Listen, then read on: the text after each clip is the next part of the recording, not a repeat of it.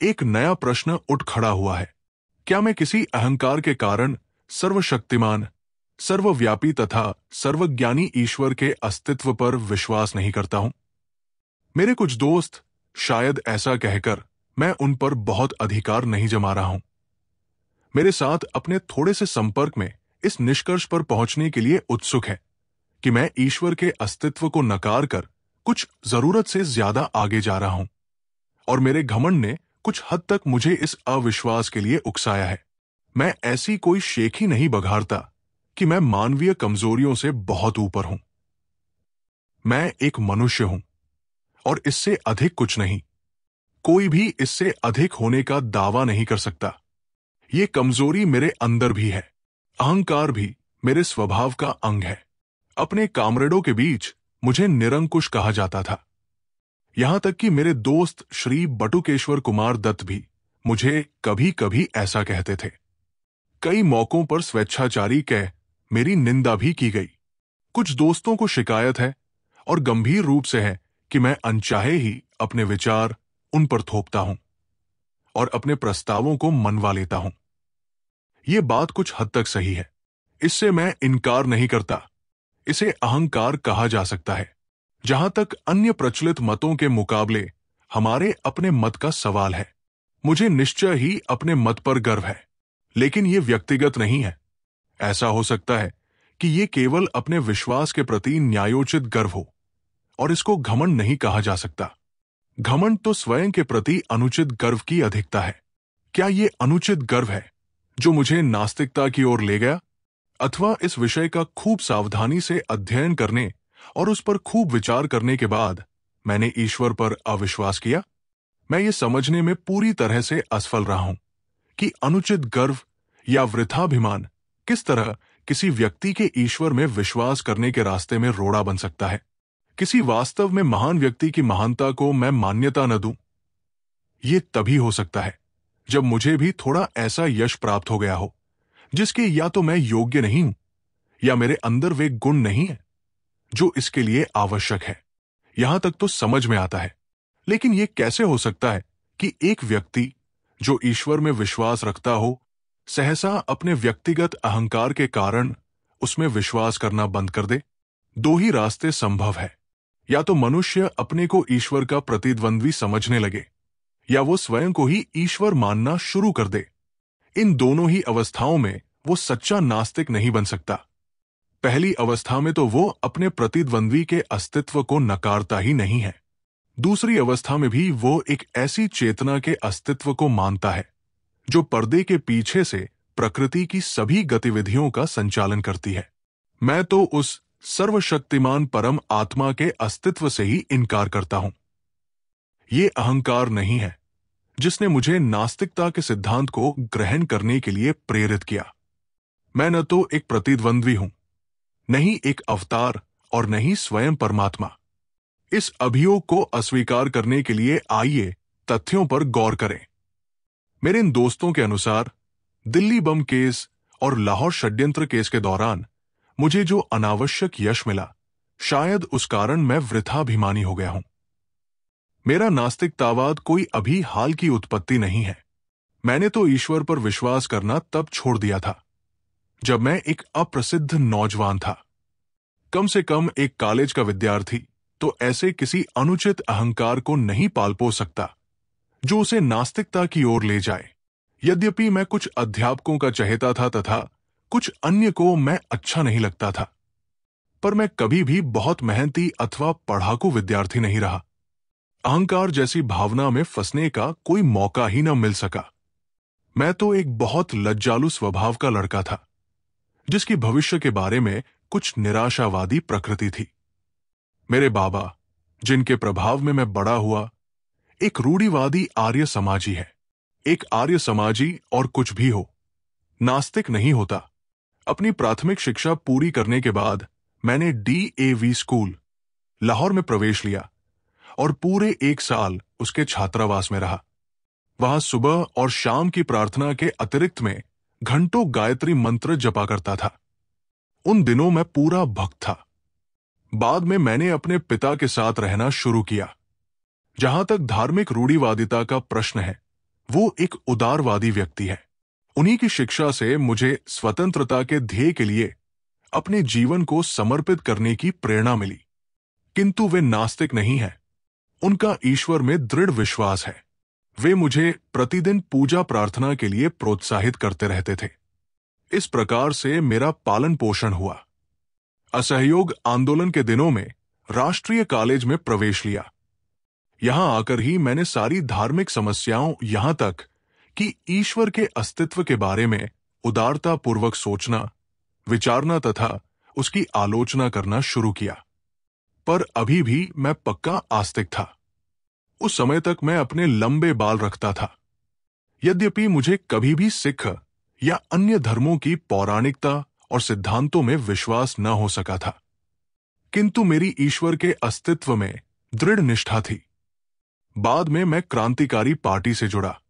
वहां जिस पहले नेता से मेरा संपर्क हुआ, वे तो पक्का विश्वास न होते हुए भी ईश्वर के अस्तित्व को नकारने का साहस ही नहीं कर सकते थे। ईश्वर के बारे में मेरे हठपूर्वक पूछते रहने पर वे कहते, जब इच्छा हो तब पूजा कर लिया करो।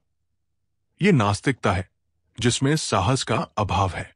दूसरे नेता जिनके मैं संपर्क में आया, पक्के श्रद्धालु आदरणीय कामरेड शचीन्द्रनाथ सान्याल आजकल काकोरी षड्यंत्र केस के सिलसिले में आजीवन कारावास भोग रहे हैं।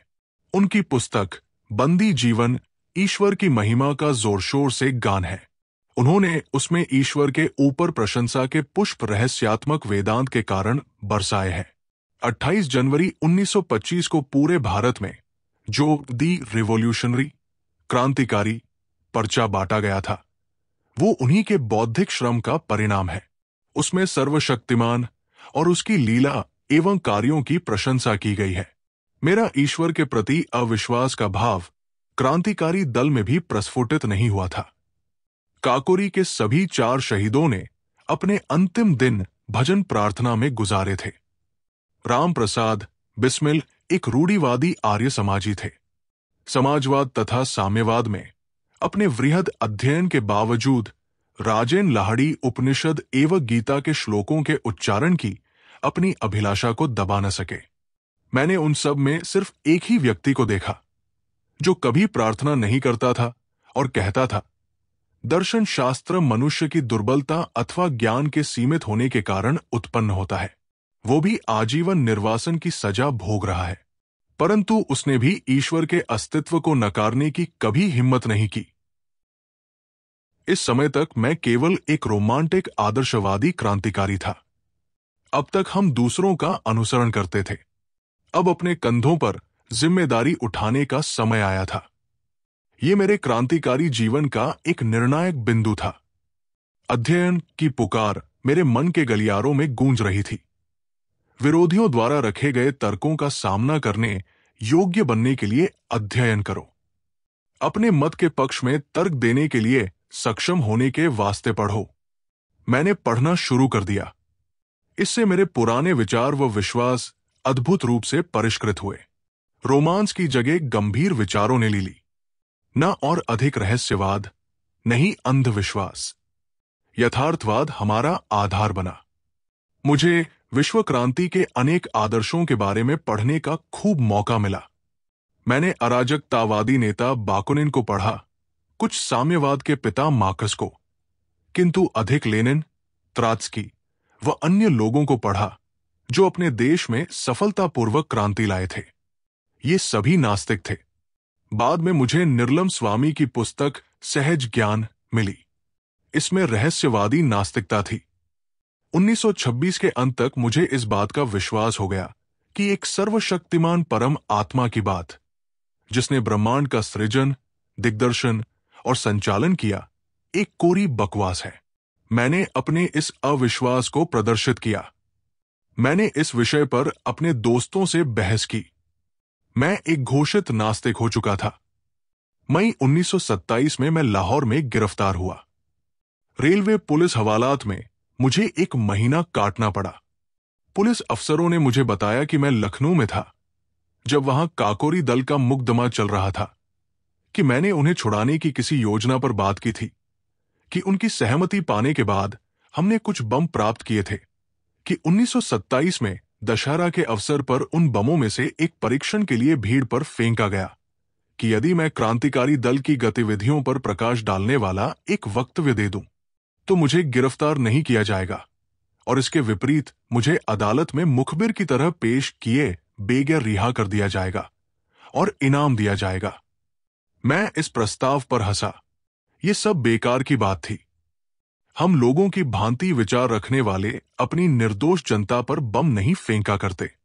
एक दिन सुबह CID के वरिष्ठ अधीक्षक श्री न्यूमन ने कहा कि यदि मैंने वैसा वक्तव्य नहीं दिया तो मुझ पर काकोरी केस से संबंधित विद्रोह छेड़ने के षड्यंत्र तथा दशहरा उपद्रव में क्रूर हत्याओं के लिए मुकदमा चलाने पर बाध्य होंगे और कि उनके पास मुझे सजा दिलाने व फांसी पर लटकवाने के लिए उचित प्रमाण है।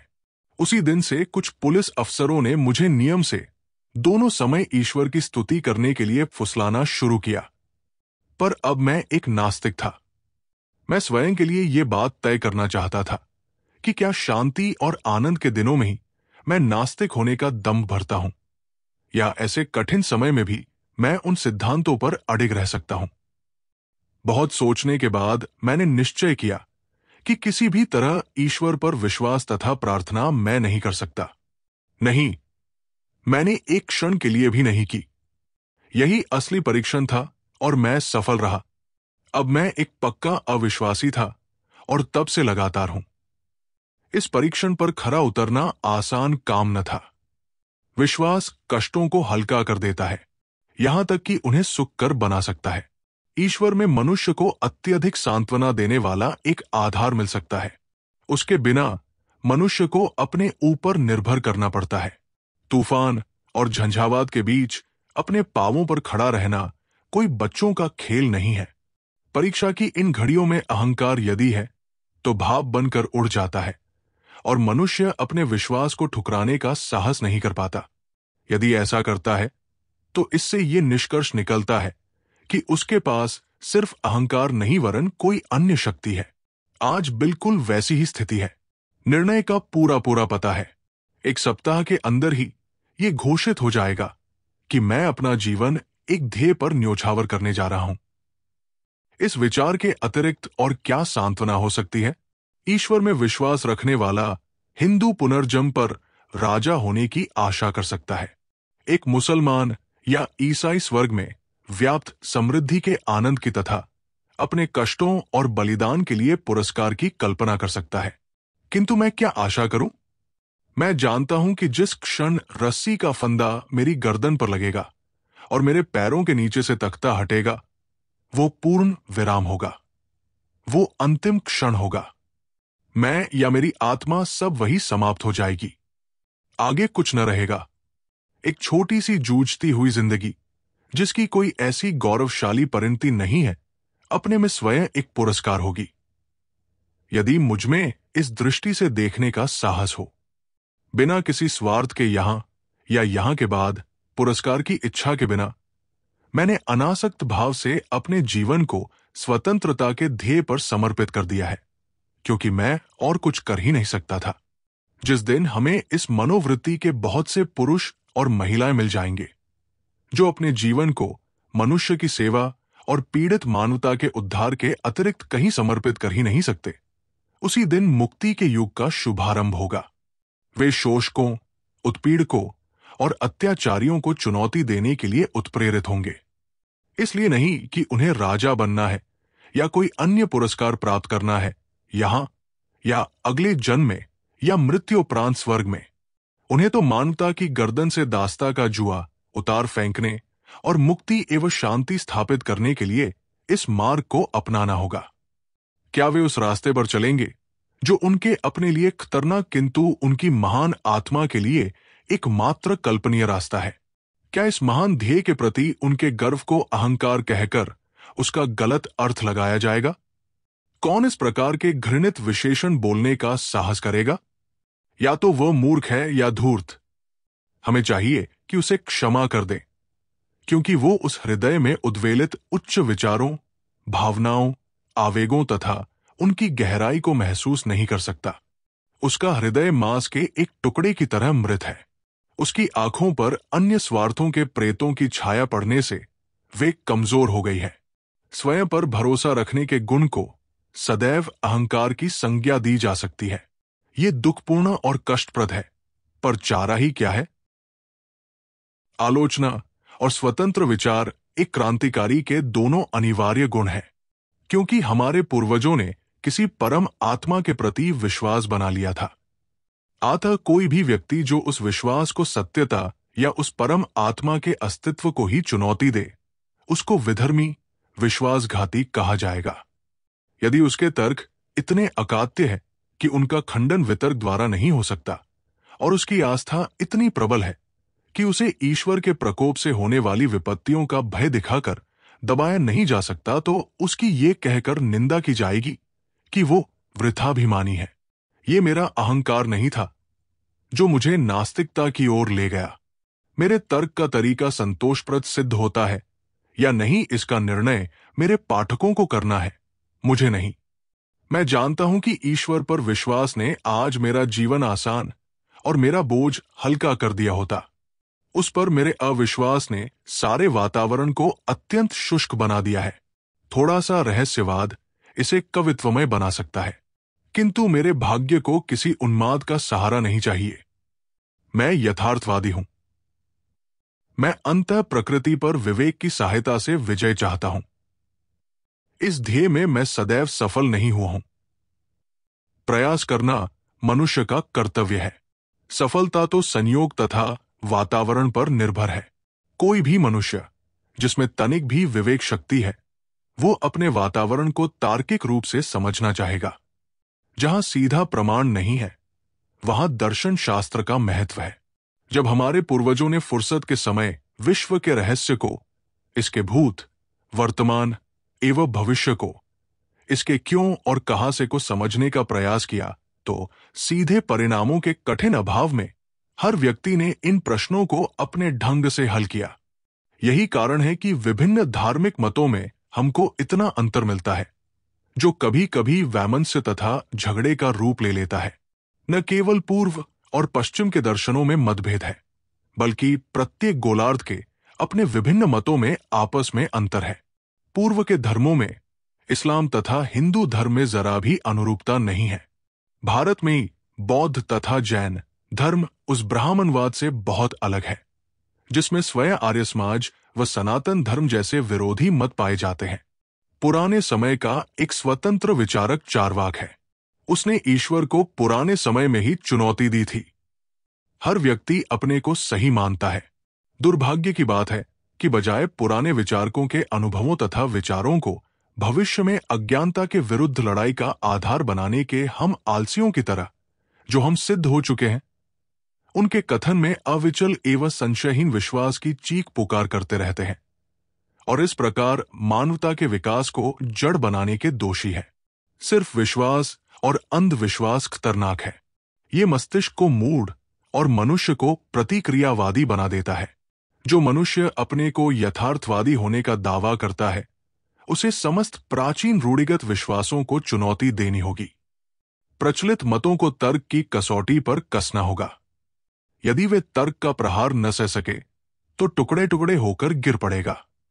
तब नए दर्शन की स्थापना के लिए उनको पूरा धराशायी करके जगह साफ करना और पुराने विश्वासों की कुछ बातों का प्रयोग करके पुनर्निर्माण करना। मैं प्राचीन विश्वासाने के ठोसपन पर प्रश्न करने के संबंध में आश्वस्त हूं। मुझे पूरा विश्वास है कि एक चेतन परम आत्मा का, जो प्रकृति की गति का दिग्दर्शन एवं संचालन करता है, कोई अस्तित्व नहीं है। हम प्रकृति में विश्वास करते हैं और समस्त प्रगतिशील आंदोलन का ध्येय मनुष्य द्वारा अपनी सेवा के लिए प्रकृति पर विजय प्राप्त करना मानते हैं। इसको दिशा देने के पीछे कोई चेतन शक्ति नहीं है। यही हमारा दर्शन है। हम आस्तिकों से कुछ प्रश्न करना चाहते हैं। यदि आपका विश्वास है कि एक सर्वशक्तिमान, सर्वव्यापक और सर्वज्ञानी ईश्वर है जिसने विश्व की रचना की, तो कृपा करके मुझे ये बताएं कि उसने ये रचना क्यों की।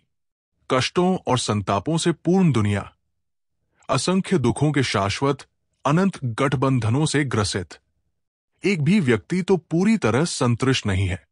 कृपया ये न कहें कि यही उसका नियम है। यदि वह किसी नियम से बंधा है, तो वो सर्वशक्तिमान नहीं है। वो भी हमारी ही तरह नियमों का दास है। कृपा करके ये भी न कहें कि ये उसका मनोरंजन है। नीरो ने बस एक रोम जलाया था।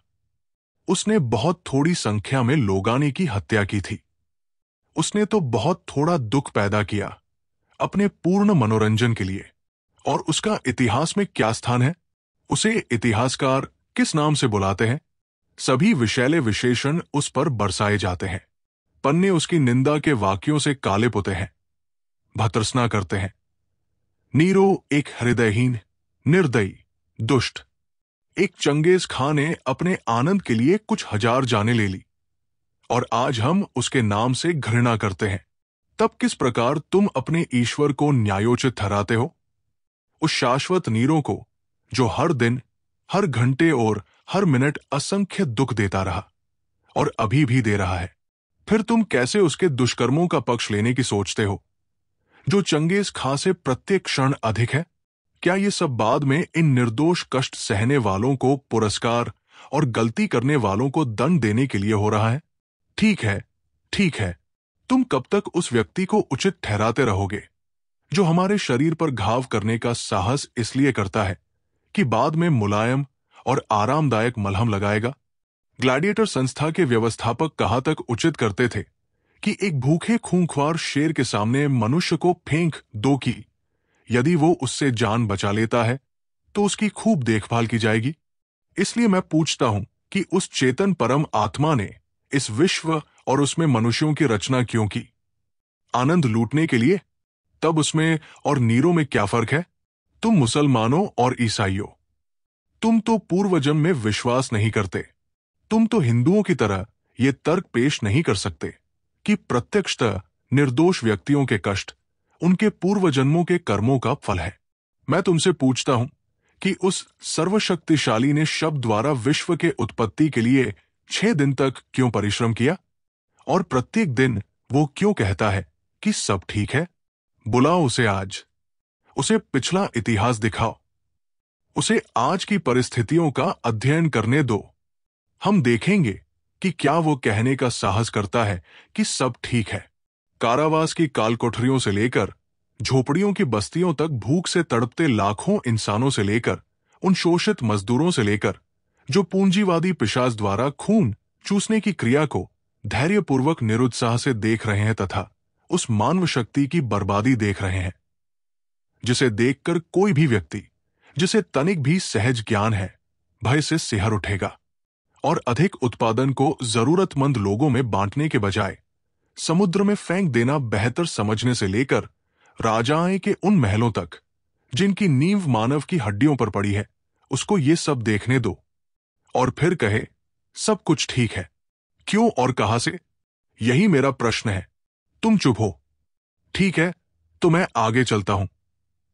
और तुम हिंदुओं, तुम कहते हो कि आज जो कष्ट भोग रहे हैं ये पूर्वजन्म के पापी है और आज के उत्पीड़क पिछले जन्मों में साधु पुरुष थे, आतव सत्ता का आनंद लूट रहे हैं। मुझे ये मानना पड़ता है कि आपके पूर्वज बहुत चालाक व्यक्ति थे। उन्होंने ऐसे सिद्धांत गढ़े जिनमें तर्क और अविश्वास के सभी प्रयासों को विफल करने की काफी ताकत है। न्यायशास्त्र के अनुसार दंड को अपराधी पर पड़ने वाले असर के आधार पर केवल 3 कारणों से उचित ठहराया जा सकता है। वे हैं प्रतिकार, भय तथा सुधार। आज सभी प्रगतिशील विचारकों द्वारा प्रतिकार के सिद्धांत की निंदा की जाती है। भयभीत करने के सिद्धांत का भी अंत वही है।